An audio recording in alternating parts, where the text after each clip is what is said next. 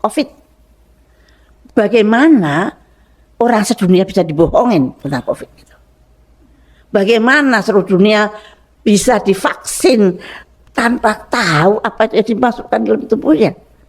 Dan sekarang penelitian-penelitian menunjukkan betapa ngerinya akibat dari booster yang mereka berikan.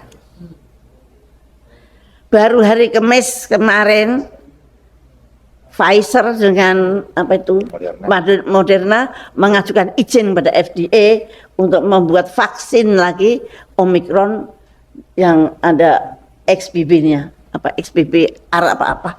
Artinya mereka akan membuat penyakit lagi. Nah, seperti itu.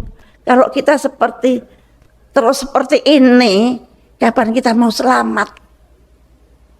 Bapak-bapak, kita harus berhenti untuk bersangka baik tata cara di negara ini. Kita harus mencari jalan dengan cerdas, mencari jalan keluar dengan cerdas. Kalau menurut saya, ya harus ada revolusi konstitusi tanpa ampun. Nggak bisa lagi dengan 2002.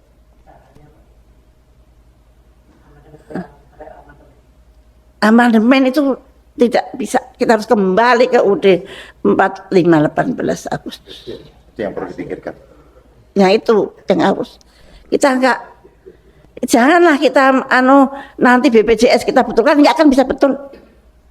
Lahirnya sudah tidak betul. Dan itu proksi.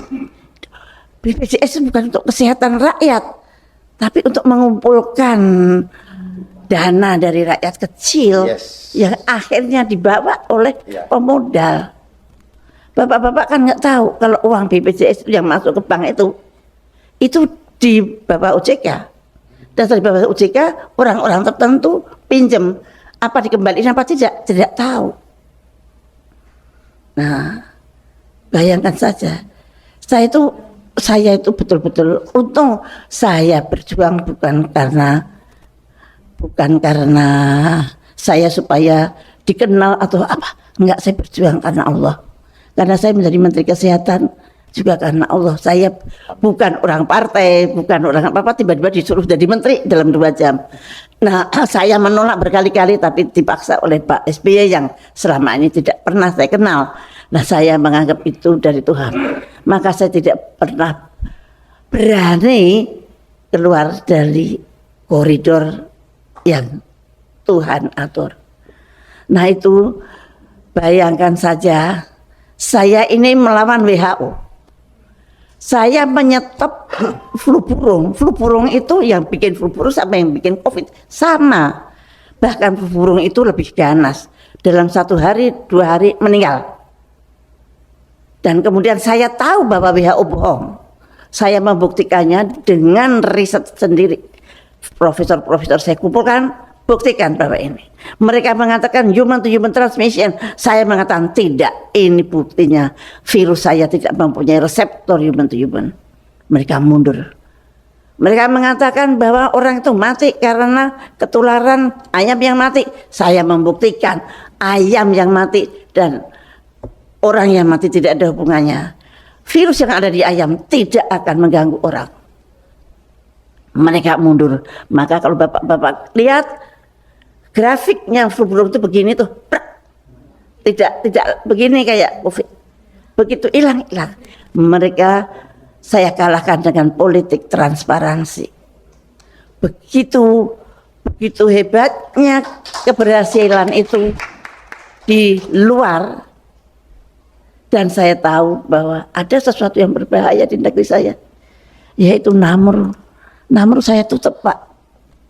Dan saya baru tahu kira-kira 5 bulan yang lalu bahwa saya satu-satunya orang di dunia yang berani nutup laboratorium biologi Amerika di negaranya.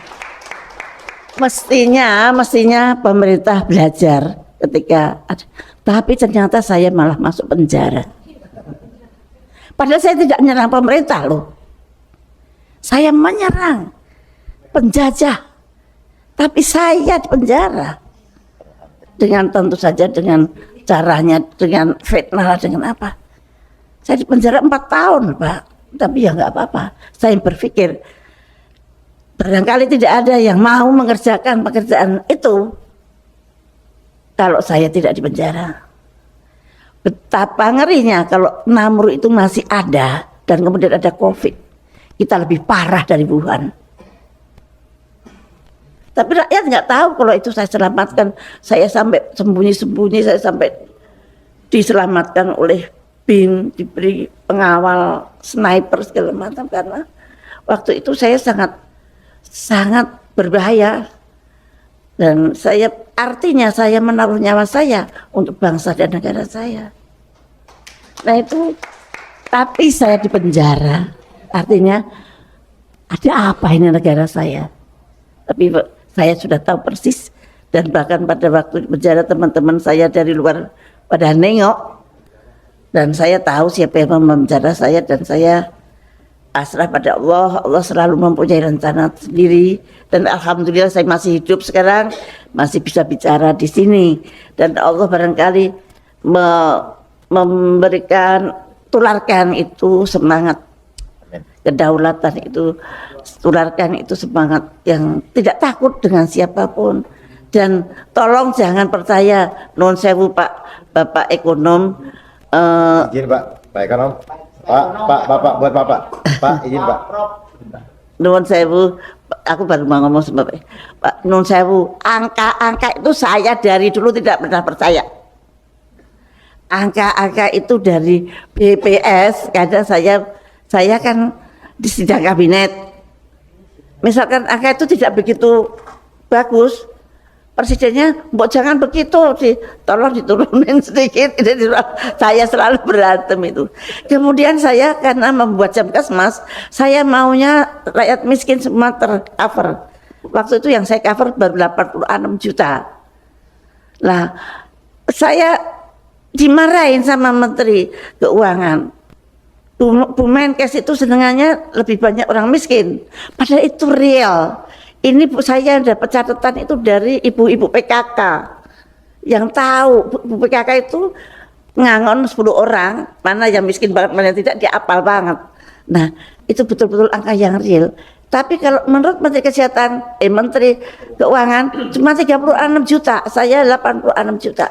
Akhirnya Pak SBY dengan bijaknya, ya sudah, yang lainnya near miskin. Near poor. Nah itu jalan. Tapi saya terima kasih bahwa dia tidak, ya kita nurut ke Departemen Keuangan dong, enggak.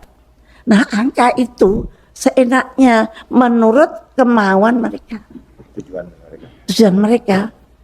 Bappenas itu yang ngatur uang itu bukan kayak kita Pak, kulitnya orang-orang asing. Yang kita hanya template saja. Dan lucunya, saya heran banget. Saya dari kecil diajarin ibu saya, kalau kamu punya pendapat 10.000, tabunglah yang 2.000 atau 3.000. Yang lain kamu pakai yang ditabung. Ini untuk nanti kalau untuk apa-apa misalkan gitu. Ternyata itu konsep yang sangat dibenci oleh penjajah kita. Duit kok ditabung itu berhenti katanya. Mengganggu pengelolaan keuangan dunia. Nah, yang namanya APBN itu selalu sekarang 1.000, tahun depan harus 1.200, tahun depan lagi harus 1.400. Tidak peduli berapa pendapatan kita. Jadi kita harus utangnya harus nambah terus. Lucu toh, lawang belanja kok berdasarkan habisnya belanja bukan hasilnya pendapatan. Mau pendapatannya 1 triliun, ya belanjanya 800 triliun gitu. Nggak boleh. Harus utang 2 triliun, harus terus. Itulah mengapa kita hutang. Dan hutang itu sudah ditancapkan dari tahun 70. Jadi nggak bisa marah-marah di hari sekarang. Nah itu bisanya berubah dengan revolusi. Karena tanpa revolusi kita tidak mengejar antara perubahan dan bukan perubahan. Sekarang banyak sekali perubahan, ada presiden yang ini perubahan apa benar dia tahu apa yang harus dirubah? Dia nggak tahu. Siapa tahu? Karena yang tahu pasti tidak akan bisa berenang sampai di situ. Dan inilah, kalau kita tidak siap, ya kita harus siap, mau nggak mau. Kalau kita memang pengen berubah, rubahlah itu. Kembalilah ke Undang-Undang Dasar 45, 18 Agustus 1945 yang asli. Nggak ada jalan lain, tidak ada. Saya kira demikian. Wassalamualaikum warahmatullahi wabarakatuh.